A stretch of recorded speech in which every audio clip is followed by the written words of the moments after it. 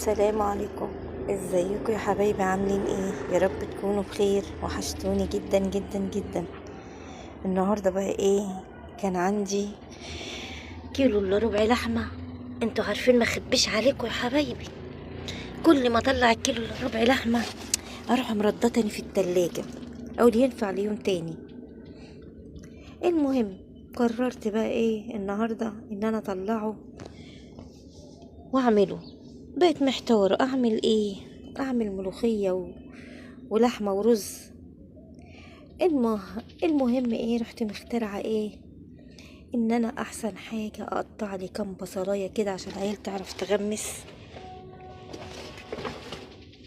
وقلت اعمله ابر على العيال بقى.